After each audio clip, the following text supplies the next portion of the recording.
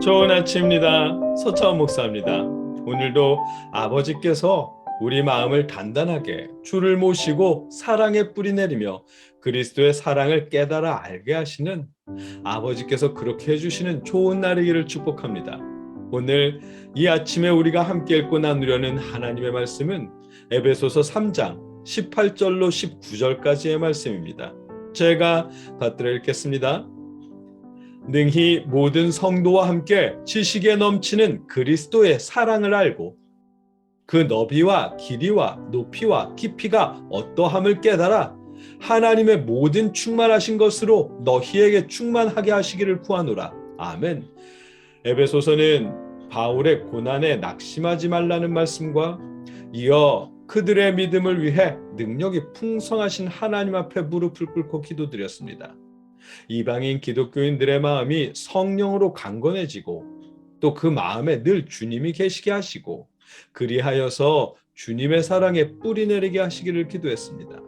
신앙인들의 뿌리 내려야 할 터전은 주님의 사랑인 것을 알게 하셨습니다. 주님의 십자가 고난은 불순종하는 우리로 하나님의 자녀가 되게 하시려는 주님의 사랑 때문이었습니다. 그렇기에 우리가 뿌리 내려야 할 토양은 주님의 사랑입니다. 어제 본문을 통해 우리에게 알게 하셨습니다. 그런데 마음이 강건해지는 것이나 마음에 주님이 계시는 것이나 사랑의 뿌리를 내리는 일은 우리 신앙인의 노력이나 힘이 아닌 하나님께서 해주셔야 할 일임을 오늘 본문은 알게 하십니다. 본문 18절과 19절 전반부 말씀입니다. 능히 모든 성도와 함께 지식에 넘치는 그리스도의 사랑을 알고 그 너비와 길이와 높이와 깊이가 어떠함을 깨달아. 아멘. 에베소서는 앞서 17절에서 성도들이 그리스도의 사랑에 뿌리내리게 하시기를 기도했는데 그러기 위해서는 그리스도의 사랑을 알아야 하는 것은 당연한 일입니다. 그래서 에베소서는 이어서 그리스도의 사랑을 깨닫게 하시기를 기도합니다.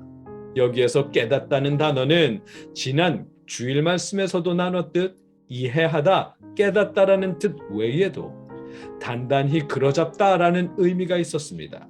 성도들이 그리스도의 사랑에 뿌리 내릴 수 있도록 그 사랑을 분명하게 깨달아 지식으로도 알고 붙잡게 하시기를 구하는 것입니다. 지식이라고 해서 이론적으로만 아는 것을 의미하지는 않습니다. 오히려 그리스도의 사랑이 얼마나 지극한지, 그 사랑의 넓이와 길이와 높이와 깊이가 어떤지 경험적으로 깨닫는 것도 포함해서 의미합니다. 서양의 많은 주석가들은 사랑이라는 개념에 넓이와 길이와 높이와 깊이라는 표현을 사용한 것 때문에 많이 고민했다고 합니다. 어떤 주석가들은 AD 400년경에 마법에 관련된 파피루스까지 살펴보면서 넓이와 길이와 높이와 깊이라는 말을 빛과 영적인 세계를 이끌어내려는 마법의 주술적 표현이라고도 주석했습니다. 참고로 말하면 에베소서는 AD 400년보다 훨씬 앞서서 기록되었습니다. 그런가 하면 어떤 이는 십자가의 가로기둥과 세로기둥의 네 방향으로 나뉜 네 가지를 의미한다고도 주석합니다. 그러나 에베소서 본문은 그리스도의 사랑을 그렇게 추상적으로 묘사하는 것이 아닙니다. 그리스도의 사랑의 넓이와 길이와 높이와 깊이라는 표현은 그 사랑이 사람들의 이해 범주를 넘어서는 지극한 사랑이라는 표현일 것입니다. 왜냐하면 구약에서도 사람의 이해 범주를 넘는 하나님의 사랑과 지혜를 마찬가지로 표현했기 때문입니다. 시편 103편 11절에서는 하늘이 땅에서 높음같이 주님을 두려워하는 사람에게는 그 사랑도 크시다. 아멘. 하나님을 두려워하는 사람을 향한 하나님의 사랑을 하늘이 땅에서 높음같이 크다고 말씀하셨고 이사야 55장 9절에서는 이는 하늘이 땅보다 높음같이 내 길은 너희의 길보다 높으며 내 생각은 너희의 생각보다 높음이니라. 아멘. 하나님의 지혜가 사람의 생각보다 높고 넓다고 말씀하시며 하나님의 사랑과 지혜의 지극하심을 표현하였습니다.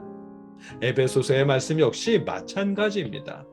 성도들을 향한 그리스도의 사랑이 얼마나 지극한지를 말하기 위해 넓이와 길이와 높이와 깊이라는 표현을 사용했을 것이고, 그 사랑의 지극하심을 알게 되기를 구하는 것입니다. 바울은 몸소 그리스도의 사랑을 경험시켜주고 있습니다. 이방인들을 위해 고난을 겪지만 조금도 낙심하지 않고 오히려 그들을 위해 기도하며 그들을 향한 바울의 사랑을 경험시켜줍니다. 그들로 하나님의 자녀가 되게 하시려고 십자가의 고난을 마다치 않으신 주님의 사랑을 간접적으로나마 경험할 수 있도록 돕고 있습니다. 그와 같은 경험을 바탕으로 주님의 사랑의 넓이와 길이와 높이와 깊이를 깨달을 수 있게 하시기를 기도하는 것입니다. 그리하여서 그리스도의 그 지극하신 사랑을 통해 하나님의 충만하신 은혜를 충만하게 받아 누리게 되기를 바라는 것입니다. 19절 후반부 말씀입니다. 하나님의 모든 충만하신 것으로 너희에게 충만하게 하시기를 구하노라. 아멘. 에베소서는 신앙인들에게 하나님의 충만하심으로 충만하게 하시기를 기도합니다. 마음이 강건해지는 것으로 출발해서 주님의 사랑에 뿌리를 내리고 그 사랑을 깨달아 알게 된 후에 하나님의 충만하심으로 충만하게 하시기를 구합니다. 얼핏 들으면 이 모든 기도에서 성도들이 무엇인가 해야 충만함을 받을 듯한 느낌입니다.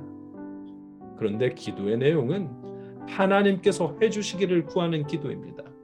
아버지 앞에 당당하게 나아갈 수 있게 되었다고 말했던 것처럼 아버지 앞에 당당하게 요구하는 것입니다. 마음이 강건해지는 것, 마음에 주님이 계시게 하는 것, 주님의 사랑에 뿌리를 내리는 것, 그 사랑을 깨달아 아는 것과 하나님의 충만하심이 충만해지는 것 모두 하나님께서 그렇게 해주시기를 요구하며 기도합니다. 오늘 본문을 통해 알게 하시는 내용입니다. 간혹 우리의 힘으로 무엇인가를 이루어야 할 것 같을 때가 있습니다.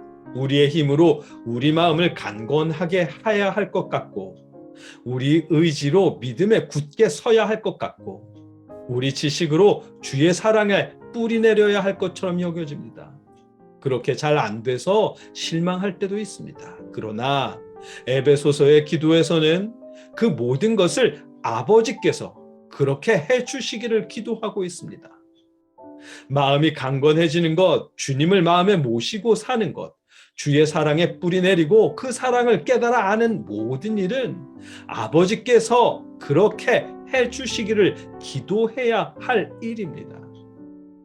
우리 아버지께서 여러분의 마음을 강건하게 하시고 주님의 사랑을 지적으로 또 경험적으로 깨달아 알게 하시고 하나님의 충만함을 누리게 하시기를 아버지께서 그렇게 해주시기를 주님의 이름으로 축복합니다. 함께 기도하겠습니다. 사랑의 아버지 하나님,